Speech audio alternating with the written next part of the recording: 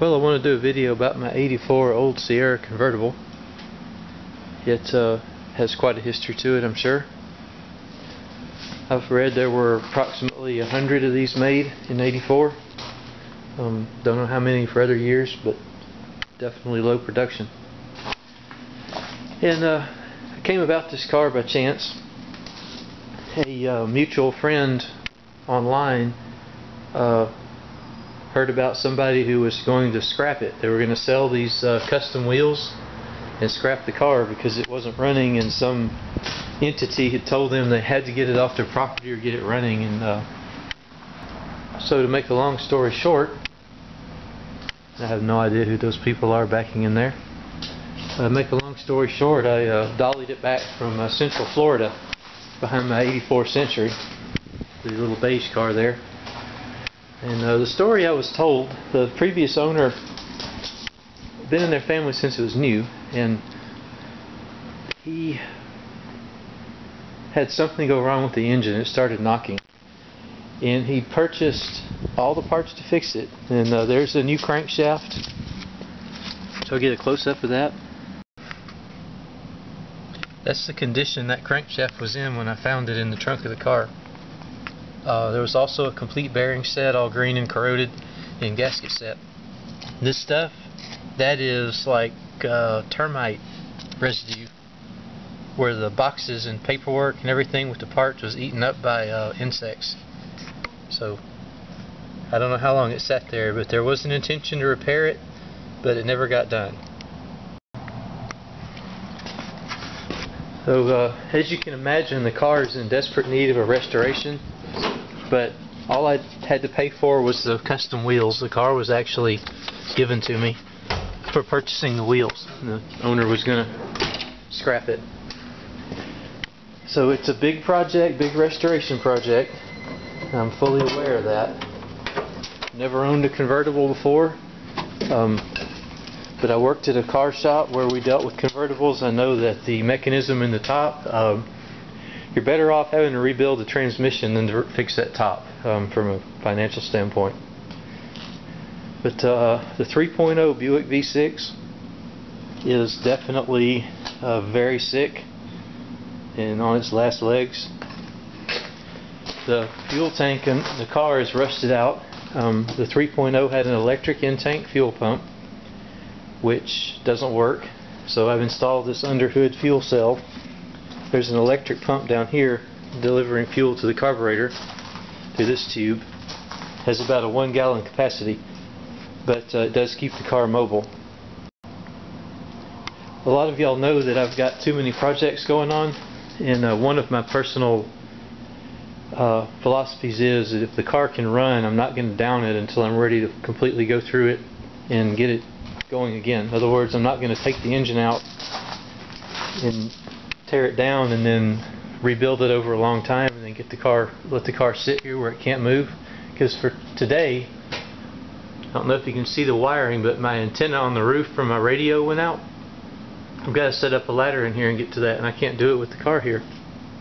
So I'm going to have to crank this car up and pull it out. And we'll get to see the old 3.0 run, hopefully. Now the choke pull off is bad, so I've got this cable tie.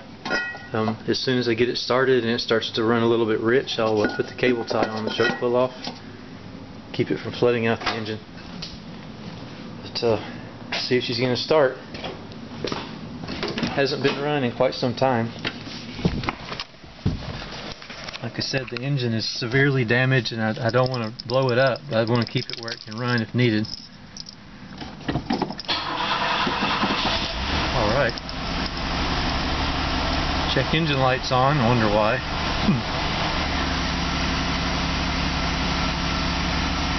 This has the old feedback carburetor system. Sounds like the belt's loose.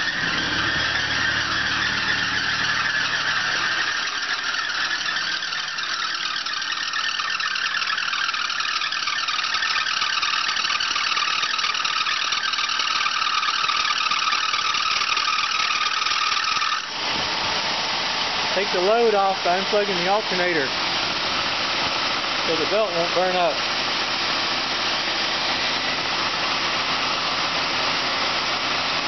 Let it warm up a minute. Okay, I tightened up the belt on the alternator. See if it's going to run again, and maybe the belt won't squeal.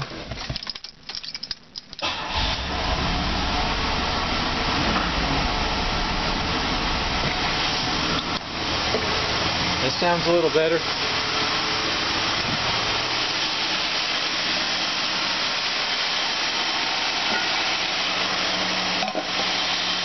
You hear it right now, you never know anything's wrong with it.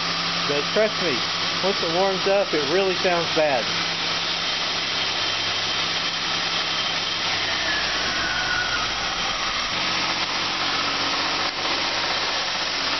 Now you can probably hear the knock.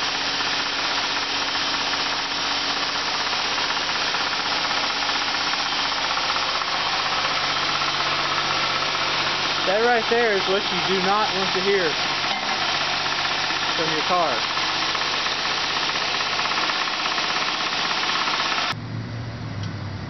Okay, got the zip tie on the choke where it's open. Put that back on, and the off chance it does backfire, you won't be able to start a fire. Set down. Now we'll see if it still moves.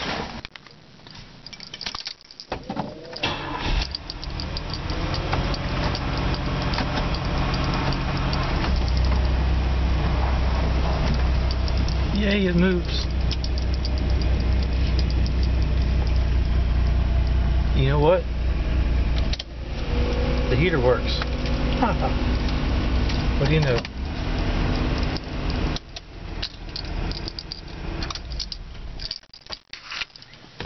I said I don't want to run it much because I know the engine is on its way out.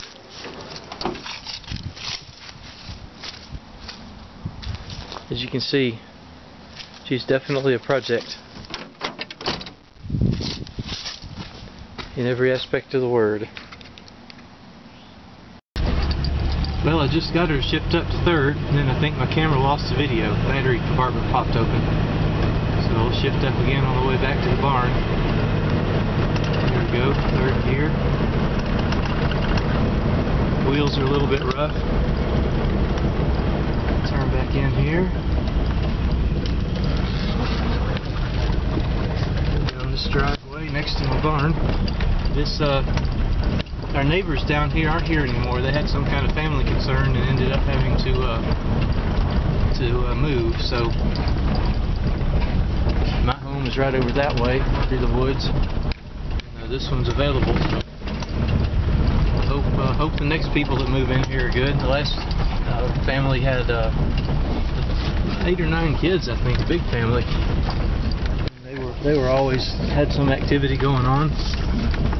But that was good for me because it kept people in and out of here, and nobody would come and just wander around because there was always activity. Got the neighbor's house. My fleet of old cars parked in there.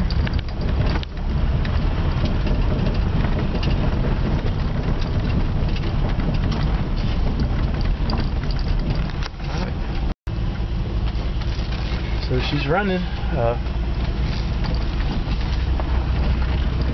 Power steering works smoothly. Everything seems to work smoothly, just except for that really sad rod knock in the engine.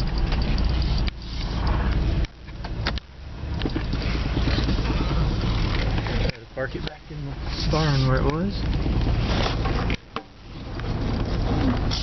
It's hard to see. The back window's completely fogged up in the convertible.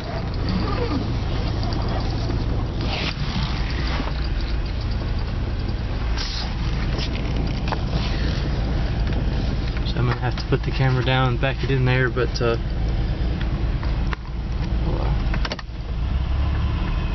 don't know if you can hear it. That little noise. That's a rod knock for you. So if put it in gear to slow it down, stop the knocking. If you were to like rev the engine really high one time right now, it would probably blow. So I just driving it enough to keep the rest of the car from deteriorating until I can give it a fitting build. Well, got her back in the barn. Parked on the little pads there to keep the wheels out of the mud. And had to get to that satellite antenna wire up there. Gave her a run. I hope to get this car back on the road for real one day. I've got a very unique engine set up for it that'll look similar to what it had. It's a 3.0 Buick in there now, like you saw. I'm going to change the block and bottom end for a 3.8 because this one's it's nearly impossible to get parts for. In the 3.8 will fit where this one fit, have a lot more torque, and the LG3 3.8 bottom end has the provision for roller cam and much heavier block. It's still a lot better engine, and going to use an old vintage 1978 draw-through turbo system that had a quadrajet carburetor on it, and I'm going to replace that with a TBI. I ran that setup in my 84 for a very short period of time on this 3.0. Had the same setup, and that 3.0 failed. It had a bunch of plastic debris in the pan from a timing gear failure. Clogged up the mains, oil feed to the mains on the engine. It started knocking exactly like this one. Exact same failure. So, gonna get a new bottom end, build it, put the same 3.8 draw-through vintage manifold on it, and try to get it tuned up. But I got so many other projects ahead of it.